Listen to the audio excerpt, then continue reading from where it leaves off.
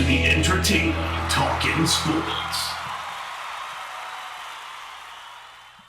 What is going on, football fans? Back at it with another New York Giants video. Hope everybody's staying safe out there. And in this video, I'm going to discuss how well Daniel Jones fits the Jason Garrett offense. It's a little bit of a debate, and obviously a lot of people said that Daniel Jones was brought in due to the fact that he fit Pat Shurmur's offense, and the Garrett offense is really the complete opposite, and I'll explain all of it in this video. But before I continue, just want to let everybody know, obviously, maybe you noticed the difference. I'm going to start posting my Twitter and Instagram handles above. If you feel like you want to follow me, you're more than welcome to. I'm going to be much more active on Instagram, posting videos that I have upcoming for the day. In addition to that, the day of a Q&A, which will not be today because I have the Giants show on my channel this week, but normally I'm Tuesday and Saturday. The day of a Q&A, I'm going to have you guys post your questions on Instagram, and I'll answer the 4 or 5 best at the beginning of each Q&A because I want everybody to have an equal opportunity to try to get their questions out there. So if you guys want to get active with the Q&As, you can post your questions on Instagram the day of the Q&A. So there you go. You can check me out there. But I wanted to get into Daniel Jones and how he fits this Jason Garrett-led offense. Now, if you go back and look at the statistics last year, Dak Prescott led the NFL in passes of over 20 yards and 40 yards. I don't think so much in the air, but completed passes. He also was amongst the league leaders in terms of balls completed in the air. Daniel Jones did not rank that high in any of those categories. However, we're going to get into some of the things that Daniel Jones actually did very well, both in college and with the New York Giants last year. I'm also going to look at the opposite end of the spectrum and why some people may view Daniel Jones as being a game manager. Now, you heard the same thing about Dak Prescott his first year that he came into the NFL, but now he has one of the best deep balls in the sport. Of course, Dak Prescott played in the offense that Daniel Jones probably will be playing in.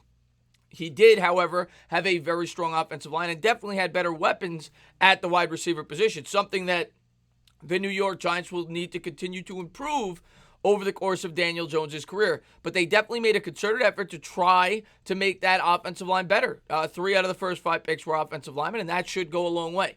But what Daniel Jones will need to do very well in this system is have a good, strong, accurate deep ball. And it's something when you look at the advanced statistics that he actually did fairly well last year. And I'm going to get into one specifically that really stands out. So let's jump into some of those, and then I'll give my final thoughts on everything about Daniel Jones and how he fits the Jason Garrett-led offense.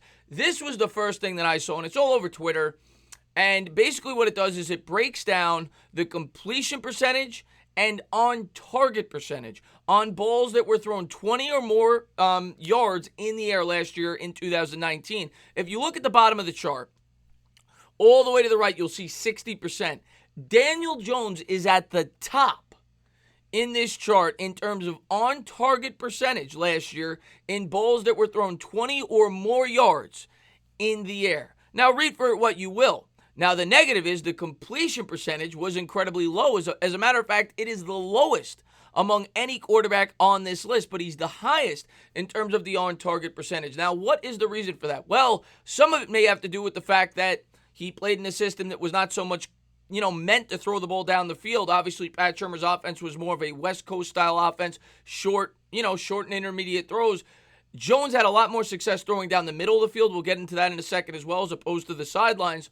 But maybe that has something to do with the completion percentage. I think the biggest contributing factor has to do with the fact that his receivers, and it was well documented, did not do that well of a job in terms of creating separation for Daniel Jones. Not to mention that they were all banged up throughout the course of the year. But when you look at this graph, it is pretty impressive that he's as high as he is. Gardner Minshew as well. Gardner Minshew is amongst the highest in terms of on-target percentage as well as completion percentage. The other guys up there are household names. Guys like Aaron Rodgers, Deshaun Watson, Kirk Cousins, Dak Prescott, Matt Ryan, and Russell Wilson. But Daniel Jones led the league in terms of on-target percentage on throws of over 20 yards last year.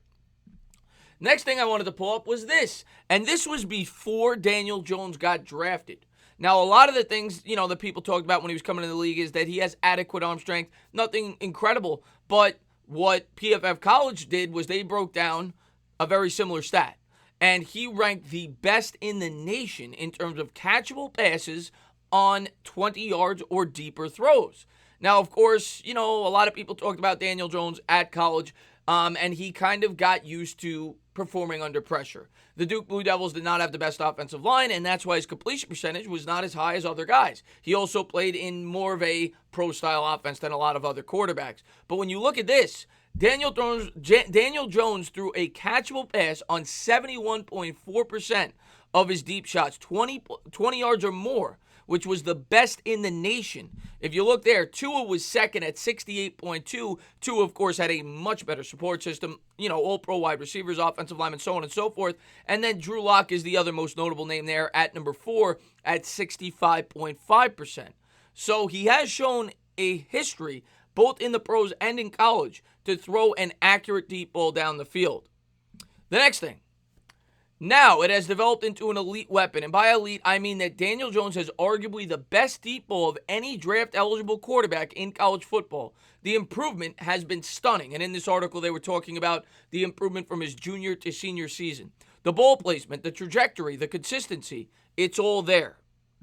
Later in the article, they would go on to say this. Jones's splits per dropback length in 2019 were fascinating. This is kind of on the other end of the spectrum. I always like to present both sides of it.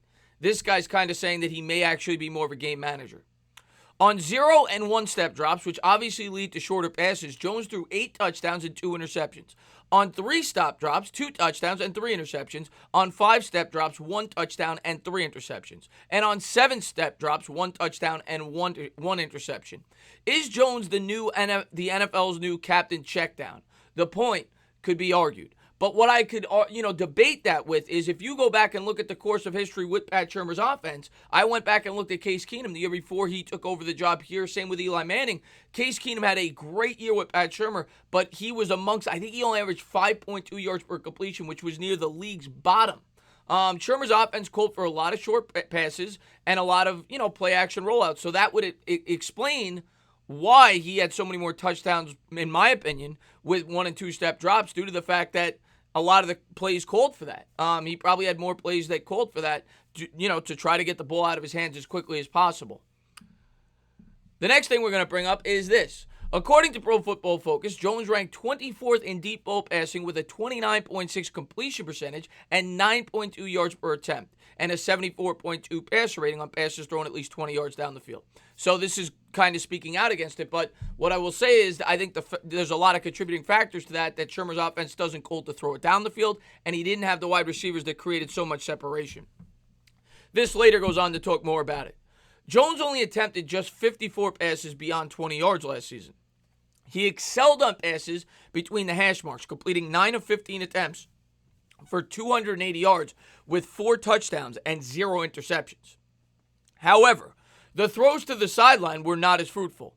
Jones' passes to the right sideline beyond 20 yards netted 157 yards on 4 of 19 passing with just 2 touchdowns and 2 picks. While on deep passes to the right, Jones completed just 3 of 20 pass attempts for 61 yards with 3 touchdowns and 2 interceptions. So the stats go on to show that when he did throw the deep ball, even though he was pretty effective at getting it there in the right spot, he was most effective when he attacked the middle of the field. He kind of struggled on the sidelines. But my argument to all of that is, if you go back and look at his college history and you look at the accuracy in terms of the deep ball, I think he would fit this system actually very nicely. I think the reason that maybe he didn't have the best completion percentage in terms of the deep pass has to do with the fact that Pat Shurmur called a lot of plays that did not, were not meant to be throwing the ball deep down the field. And the fact that his wide receivers did not create a lot of separation. Now, of course, you can't really improve that, right? We have the same wide receivers back, but of course there were a lot of injuries. Golden Tate missed the first 4 games.